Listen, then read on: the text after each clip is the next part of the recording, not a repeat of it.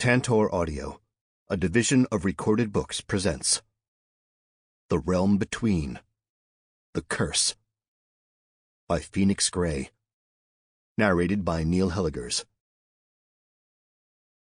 Prologue. Earth, February 3rd, 2057. Energy zinged through Will as he hastily scribbled his information down on the employment documents for his new beta testing job at Radical Interactive. This was the only time he'd ever felt so much excitement from landing a job. He had walked through the large glass double doors with pep in his step, wearing his best suit. The pretty young receptionist had grinned at his overzealous enthusiasm as she had signed him in, and told him to take a seat in the waiting room while he waited for the human resources representative to call him back to fill out his new hire paperwork. This still didn't seem real to him. How many guys dreamed of working for a company like Radical Interactive, a giant in the virtual reality industry? The spaces on Radical Interactive's beta testing team were limited and coveted by aspiring graphic designers, the first step to beginning a career with the company. Everyone started at the bottom. Whether you advanced or not depended on your skill and drive. Will had his bachelor's in video game graphic design. He'd had it for 3 years now, but had never been able to get his foot in the door with any of the gaming companies. It was a cutthroat industry, with thousands of guys just like him fighting for a tiny sliver of the pie. He had known going in that most people with degrees in video game design never actually got to work in the field. Many of his friends and family members had warned him about pursuing it as a career. Pig-headed and determined, he had ignored their cautionary advice. 2 of his friends were also going to college for different aspects of video game design. He never even saw them as competition or thought about the throngs of other people he met online who were going to school for the same thing. For most of his life, he had been lucky enough.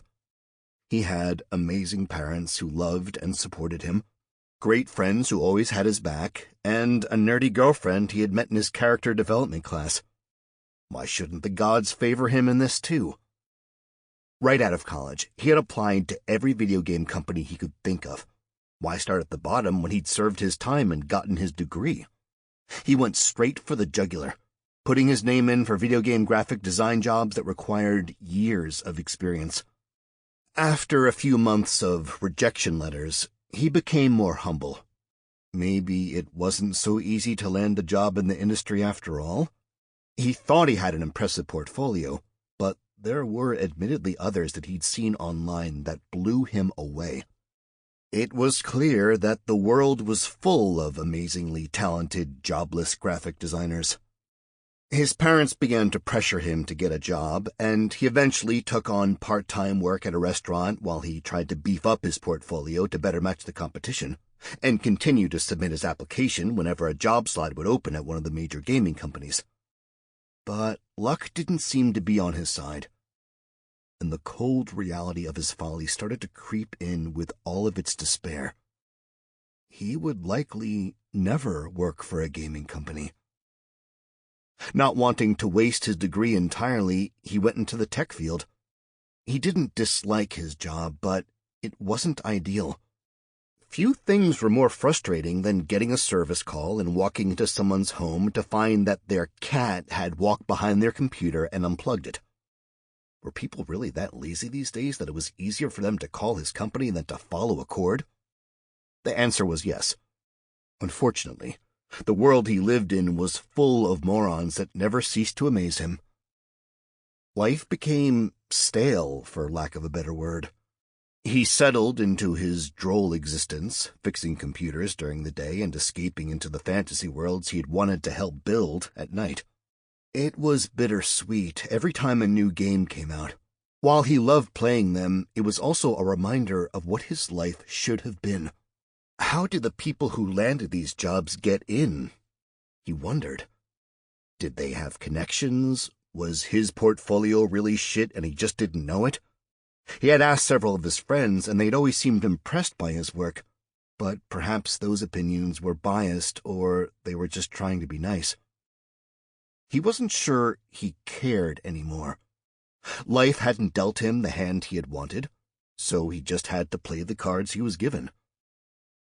He still had his email notifications set up to tell him every time a new gaming job was posted, but he never had much hope when applying to them. Why would he when he knew what to expect? Form letter after form letter telling him they had found a candidate better suited for the position. He had grown numb to reading them. Half of the time he didn't even open the emails. Why should he when the first visible line in the preview said, "Thank you for your interest. We're sorry to inform you." Yeah, I'm sure you're really sorry.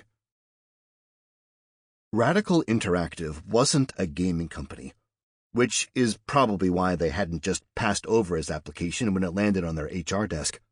Their target market was the education and medical industries, designing software that utilized the advanced VR systems for teaching hands-on application. That wasn't particularly exciting to Will. What was exciting was that they had mastered the most realistic rendering of items in the VR world thus far.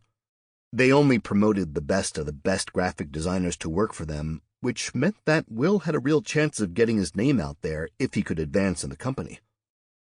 Will was so used to getting rejection letters that he almost deleted the response email from Radical Interactive when he first saw it. He had ticked the box next to it with all the other junk he received on a daily basis. It wasn't until right before he was about to click the delete button that he noticed the preview said, "Congratulations." When he opened the email, he thought his heart might burst through his rib cage. He had landed a phone interview. How exciting was that? The first time a company had even given him a chance to prove himself worthy. The rest seemed like a dream. To be honest, Will hadn't held much hope that he'd make it all the way through the interview process.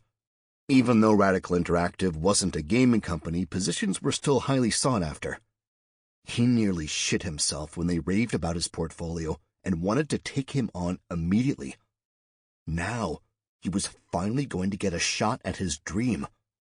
He zoomed through the paperwork, scribbling his name so quickly that it was barely legible on most pages.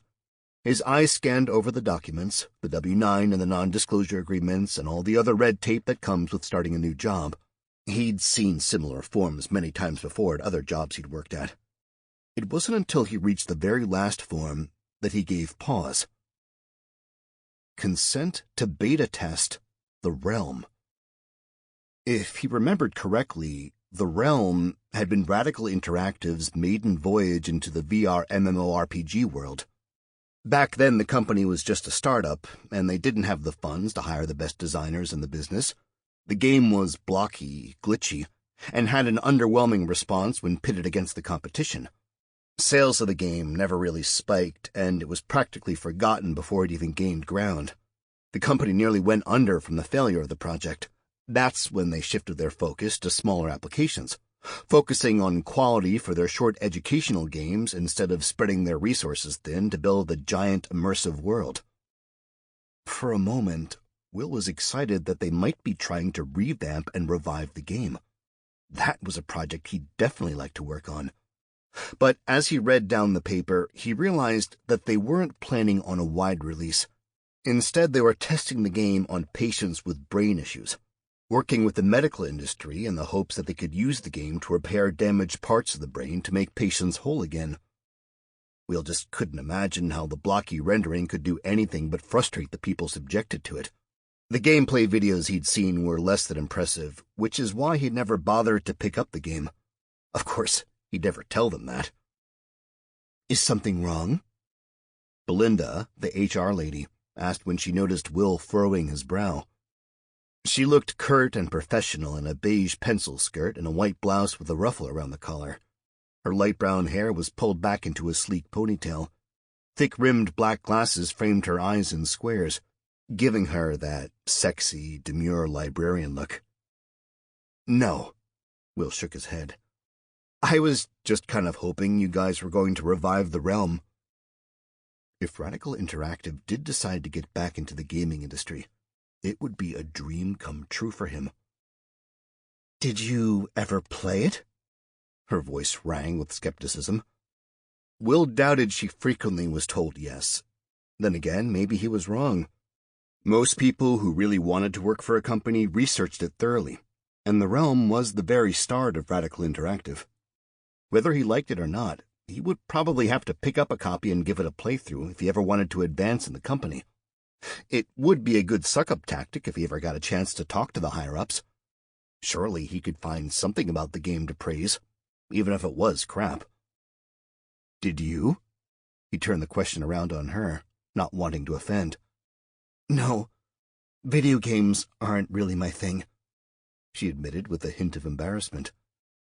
I guess you don't really need to like video games to work in HR. I'd love to see Radical Interactive get back into video game design, like large-scale VR MMORPGs and such, Will confessed. It certainly didn't hurt to tell her that. Besides, the company was called Radical Interactive. What was so radical about designing stuff for colleges and the medical industry? Nothing. They should have changed their name to something less cool if that's the direction they had planned on going in. I'm not sure if that will ever happen, Belinda said, making it obvious that she really wasn't in the know about what projects the company had planned for the future. But I hear the Realm is pretty cool. Have you watched any footage of it? Not recently, he replied in a low voice, internally cringing at the memory of players walking through non-textured grass, swinging their unrealistic weapons at unnaturally angular monsters with pixels glitching in the background. Will would be lying if he said his heart didn't drop a little at the thought that Radical Interactive would likely never get into real game design again. Sure, what they did helped advance the world, but it wasn't exactly a nerd's wet dream. His excitement only ebbed for a second. Maybe if he ascended the ranks, he could change that. He could convince the CEOs that it would be well worth their money to invest in another game. After all, they had one of the best design teams in the world now, and he was confident he could help to fix their wonky graphics problem. He sighed contentedly at the idea, scrawling his name at the bottom of the paper. At the time, he had no idea what he was actually signing up for. Chapter 1. Earth, August 15th, 2057. It was a shitty day, though that was partially Will's own fault. He had stayed up until nearly 4 a.m. the night before playing Masterwind, a new VR MMORPG released by Phantom Realm Media, his favorite gaming company. When he had put on the white helmet that immersed him in the fantasy world, it had felt like falling into a dream. Everything around him had faded, and he became one with the game. It was unlike anything he'd ever experienced before. The helmet gave the game access to a player's parietal lobe, allowing them to feel sensations. Phantom Realm Media wasn't the first gaming company to tap into brain manipulation, but they were the best at it so far. For the first time ever, they were introducing the sensation of feeling pain. No longer would players absent-mindedly rush into combat with a foe twice their level. Will had felt the consequences of that last night when he had tried fighting a drake with almost a dozen levels on him. A bite from the beast had sent pain pulsing up his arm like the beat of a drum, though it had reminded him more of a muscle spasm than a bite. Uncomfortable and pinching, but not unbearable. Just enough to make him take a step back and rethink his next move before charging in blindly again. After his friends had joined in to help him defeat the drake, Will had downed a healing potion and then went on about his business. No harm, no foul. A glutton for punishment and always one to push the boundaries, Will urged his friends to stand in a suicide circle and kill each other just to see what it would feel like. A monster could have accomplished the same, but it was a lot more fun talking shit, faking each other out, and laughing while they waited for their impending deaths. While not everyone died at once, everyone did eventually get their turn to feel the quick blast of pain wherever they'd been struck and a draining weakness that flowed through the body before the screen faded to black and showed the prompt, "You have died." The fact that death held some consequence besides the typical "oh shit, I lost my gear" and respawn made the game a lot more realistic and fun. In truth, Will spent a vast majority of his night touching things needlessly, feeling the textures of metal and cloth and wood. The coolness of water on his fingertips, though it still didn't feel wet. He even managed to convince one of his female friends to allow him to touch her boobs. This was exciting in more ways than one, feeling the muted suppleness of her flesh. It wasn't perfectly realistic, but it was pretty close. Thankfully, his character couldn't visually pop a boner without him willing it, something he wished he had more control over in the real world. Originally, he had planned to go to bed whenever the game threw up the prompt to warn him that it was time to take a break, but Will had been having so much fun that he took the necessary 15-minute logout, and then hopped right back in for another 4 hours. Unfortunately, he was so tired from playing afterward that he slept right through his alarm. When he finally did wake up, Will had already half a mind to call in, until he remembered that he was already skating on thin ice with his attendance thanks to calling in to watch a gaming tournament with his friends. But damn, was it ever tempting. The thought of dragging himself out of bed and subjecting himself to 8 hours of simulated open-heart surgery wasn't appealing at all, especially since he'd already been working on the same project for nearly 3 weeks. He was pretty sure that by the time the software was ready for release, he'd be able to perform open-heart surgery in real life. That was the purpose of the software, after all, to teach aspiring surgeons. This was giving Will a completely different type of education than he had ever expected, and he felt no closer to his goal of moving up as a graphic designer in the company, even though that's what he had to tell himself every day just to get out of bed. He had heard through the grapevine before landing the job that being a beta tester was boring work, but that was an understatement. Performing the same actions over and over again, day in and day out, made him feel like a drone. Wasn't technology advanced enough that they could just run software to test all these simulations for flaws? He supposed he should be glad it wasn't. Otherwise, he wouldn't have a job. But there was something else disconcerting about the work. Everything was so realistic. It was like Radical Interactive had gone into an operating room with a video camera and recorded a surgery, then somehow managed to put it into the game with a ridiculous amount of detail. Wearing their VR headset, it was like you were right there with a real patient. Will couldn't even imagine designing something this intricate. It was so well done that he would have been able to fool himself into thinking it was real if not for the lack of the scent of rich coppery blood that would have undoubtedly permeated the room from having an open chest cavity right in front of him. Radical Interactive also made use of accessing the parietal lobe, though to a much lesser degree. Will had thought that years of horror movies and video games had desensitized him already, but it hadn't even begun to prepare him for this kind of realism. He could feel the smoothness of the scalpel in his hand, the way the skin gave way beneath the weight of it, creating the slightest popping sound when he pushed it in. The first time Will had run through the program, it had made him sick to his stomach having to saw through the patient's sternum to get to his still beating heart inside. He had to take several breaks, at which he was sure his coworkers would have laughed at him had they not been immersed in the same scenario in their own private operating rooms. But now he was used to it. Seeing blood and gore and the worst of human illness was a daily part of his life. Putting on the headset and being transformed from an aspiring video game graphic designer into a doctor.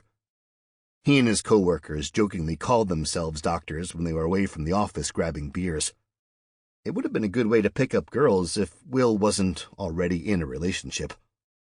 A relationship that felt like it had been dying with each passing day since he'd moved away to California to take this job, leaving his friends and family in Ohio behind. Will had been excited to move across the country at first. Above all else, his career took precedence. Sheila had known that.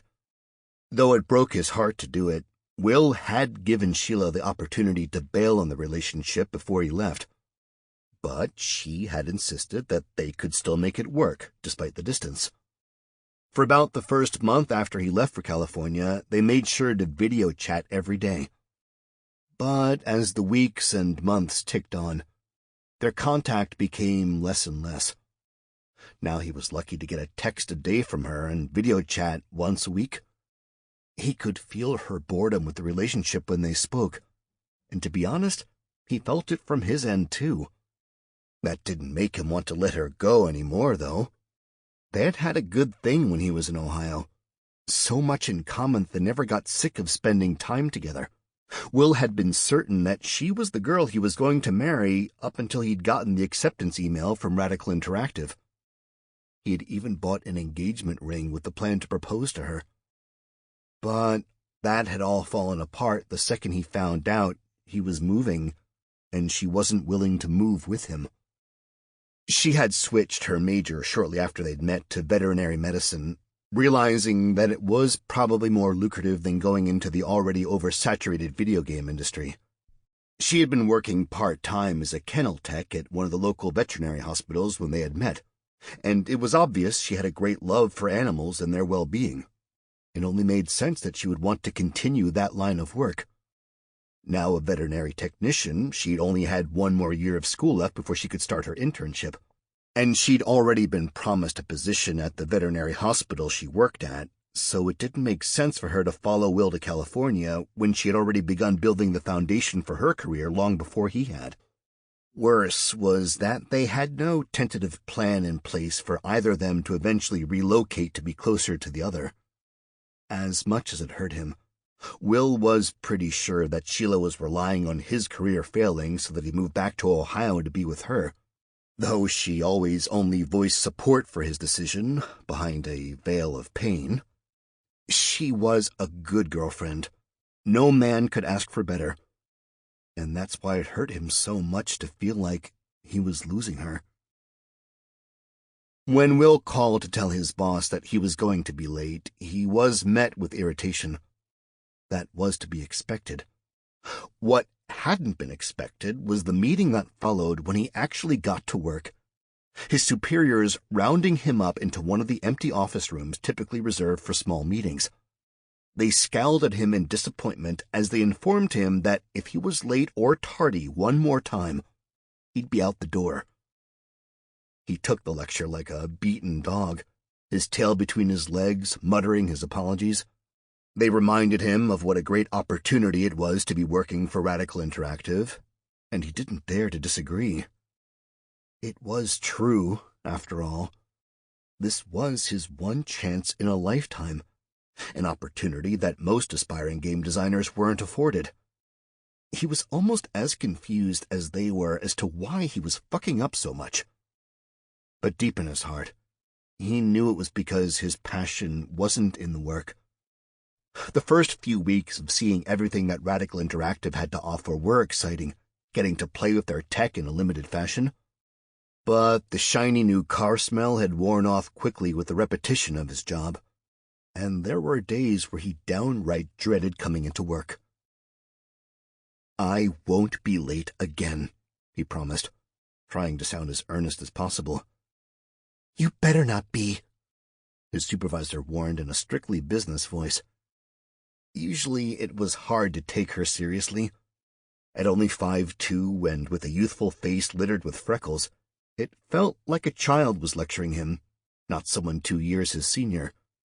She was a tomboy through and through, and a damn good supervisor, if truth be told. Had they not worked together, Will liked to have thought they could have been friends. He knew she hated lecturing him just as much as he hated receiving the lecture. As he left the meeting room and returned to his cubicle, all he could think was that Sheila might finally get her wish. If Will lost his job, he would hang around California for a month or two to try to land another job with one of the other various video game companies in the state. But the truth of the matter was that the urge to go home was great. He hadn't really made any friends since moving here. His only reprieve from loneliness, aside from talking to people back home, was to plug himself into a game at night and get lost in the fantasy world, hooking up with the friends he'd made around the globe. They were beginning to seem like truer friends than anyone he'd met in real life. Sometimes Will liked to pretend that the games were real, and what he woke up in every morning was some make-believe nightmare. Will put in his time slicing open chests, cutting through sternums, and rerouting arteries and veins. The software was almost ready for release, so there were a few glitches to report. He'd done this so many times that he was pretty sure he could perform open-heart surgery in his sleep. The day was long and boring and filled with the anxiety of worrying about screwing up again. He definitely had to get to bed on time tonight. Master Wind could wait. It wasn't like it was going anywhere, and neither was he. Will watched the clock display in the top right-hand corner of his field of vision almost as intently as he watched what he was doing. It was okay if he botched a scenario, if he dropped a scalpel into the patient's chest or cut the wrong artery. Some of the testing even called for him to make mistakes. All that mattered was that the software didn't lose its realism, that everything was in the correct place, that the patient's reaction was as it should be in the scenario, the machines beeping with the uptick of the patient's blood pressure or flatlining when he cut something vital. Will let out a sigh as his shift ended, and he was finally free from the tedious repetition. Relief flooded him as he walked through the glass double doors of the building. It was crazy to think that just 6 months ago, the thought of having access to this building thrilled him. Now, it had become his ball and chain. He shook the thought away with a soft huff before tapping his wrist comp to power it on. While inside the building, all phones and cameras were prohibited. It was understandable. Radical Interactive's technology was cutting edge, and they didn't want what they were working on to leak out. Past employees had been sued for posting pictures online. Idiots, Will thought. Who would be willing to lose their job just for the sake of bragging about what they were working on? Maybe they had been stuck in a redundant position too and were just sick of it. Who knew? Will brought up his text notifications, and his heart grew lighter as he saw one from Sheila. Damn, did he ever miss her? The tinkling sound of her laughter and the comfort of holding her in his arms. Maybe it was because his day had sucked so much that he was feeling starved for affection. Or perhaps he just wanted to be comforted after getting yelled at by his superiors.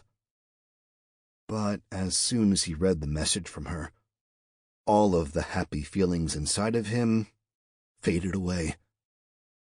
We need to talk.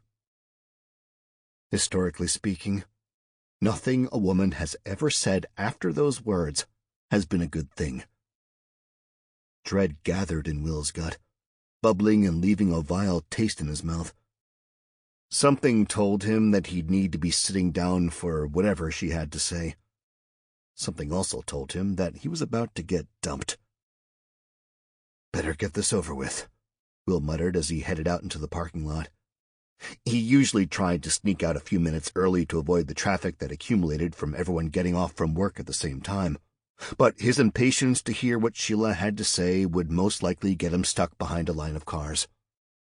He opened the door of his light blue beater and slid inside, looking back at the Radical Interactive building that no longer impressed him.